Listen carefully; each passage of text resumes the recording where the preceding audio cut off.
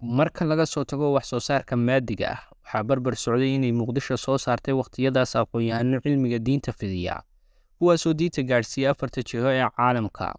culimadaas waxaa ka mid ahaa Sheekh Saciid Kireer Muqdisho oo diin fidin u tagay dhulka Hindiya iyo Shiinaha.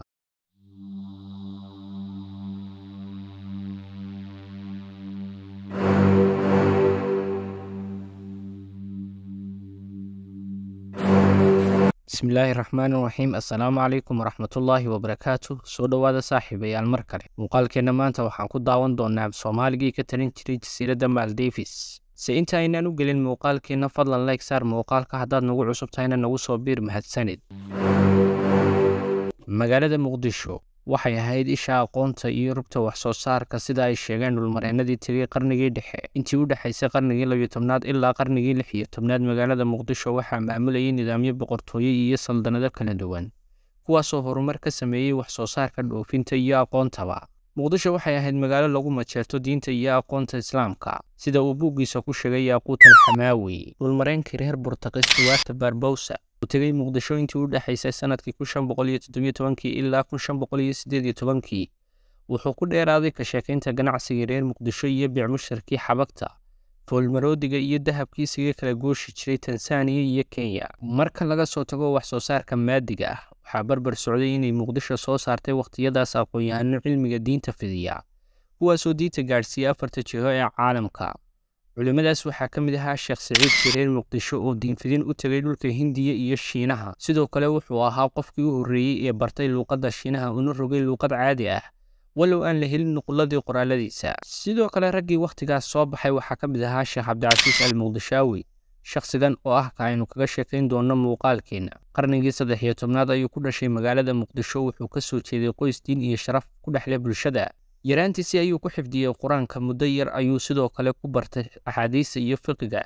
ugu dambeynna wadaad weyn ayuu ka noqday magaalada Muqdisho. fidinta diintu xuduud iyo xayndaab gaar ah ma leh. qaacidada waxaa aaminsanaa wadaadadii waayadaas waxayna isu arkeen inay caalamka oo dhan mas-uuliyadi ka saaran tahay waana sababta ay culimo badan oo Soomaali ah ay caan ugu noqdeen fidinta diinta Islaamka weliba meelo ka baxsan Soomaaliya. waxaana ka mid ahaa culimada Cismaan Cali Saylici iyo ardaygiisii Cabdilaahi Yuusuf Maxamed Saylici. Sheekh Abaadir Cumar oo ahaa asaasihii magaalada Herar ee dalka Itoobiya. hayaankii diin fidinta Sheekh Cabdicasiis al-Muqdishaawi wuxuu u jeestay inuu dunida la wadaago aqoonta diinta ee Ilaahay ku manaystay iskana rogo waajibka Ilaahay dul saaray. wuxuu safar ku tegay jasiiradda Maldives ee koonfurta Aasiya. si fiican ayaa loogu soo dhoweeyey maadaama uu ahaa wadaad diin fidin u socday. su'aalaha aad isweydiinayso waxaa ka mid ah maxay tahay sababta loo soo dhoweeyey? ma Islaam ayaa ku noolaa Maldives? si aad u fahanto su'aalahan jawaabahooda aan dib u milicsano xiriirkii ka dhexeeyay Soomaalida iyo reer Maldives. Abubarakaat Yuusuf Barbaraawi ayaa loo nisbeeyaa inuu diinta gaarsiiyey dhulka Maldives. wadaadkan ayaa kala kulmay reer Maldives dhaqamo aan fiicnayn. wuxuu geed dheer iyo mid gaabanba u fulay sidii uu uga xoreyn lahaa dhaqamadan xunxun. ugu dambeynna wuu ku guulaystay. Maldivesna waxay noqotay jasiirad Islaam ah oo Islaamka lagu soo dhoweeyo. inkastoo Ibnu Batuuta uu sheegay inuu Abubarakaat Yuusuf Barbaraawi uu ka soo jeeday waqooyiga Maroko, haddana waxaa jira wadaaddo ku doodaya inuu ka soo jeeday magaalada Berbera sida ka muuqata magaciisa. Cimraan Cabdilaahi ayaa maqaal uu ku daabacay Al-Jazeera ku soo bandhigay dooda suurtagalka ka dhigaysa in Abubarakaat uu ahaa wadaadkii lagu magacaabi jiray Sheekh Yuusuf al-Kowneyn iyada oo mararka qaarkoodna lagu naanaysi jiray Sheekh Yuusuf al-Berberi iyo Awbarkhadle sida uu soo wariyey aqoon-yahankii reer Talyaani ee lagu magacaabi jiray Henry Kuchuroli. xiriirka ganacsi ee ka dhexeeyay Muqdisho iyo Maldives ayaa xoojinaya sheegashada inuu Abubarakaat ahaa Soomaali. Ibnu Batuuta qudhiisa dhow sadar ayuu kaga warramay saameynta ay Muqdisho ku lahayd Maldives wuxuuna sheegay in xoolaha nool iyo fooxaba Maldives looga soo dhoofin jiray Muqdisho. markaynu isku soo duubno laba sababood ayaa u sahlay in Sheekh Cabdicasiis al-Muqdishaawi si fiican loogu soo dhoweeyay Maldives. Islaamka oo ku cusbaa Maldives iyo saameynta ganacsi oo ay Soomaalidu ku lahayd Maldives. Sheekh Cabdicasiis marka laga tago inuu diin barayay sidoo kale reer Maldives waxay ka codsadeen inuu ka caawiyo dhanka maamulka. xer ayaa loo ooday oo cilmiga halkaa ku bari jiray ilaa markii dambe loo dalaacsiiyey xaakimka magaalada. muddo markii uu joogay sheekhu maamulka Maldives ayaa u gartay in laga dhigo qaadiga guud ee jasiiradda Useymu ee waqooyiga Maldives.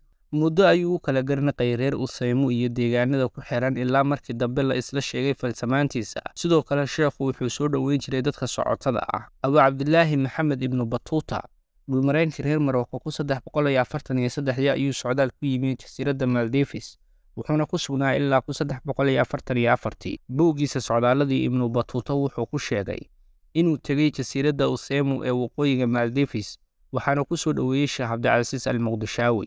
Isxog waraysi kadibna Sheekh Cabdicasiis sidii dhaqanka Soomaalida ahayd wuxuu u hadiyeeyay doon xajmi weyn oo uu ku sii wato socdaalkiisa. Sheekhan waxaa loogu magac daray masaajidka Cabdicasiis ee degmada Cabdicasiis ee ku yaalla Muqdisho.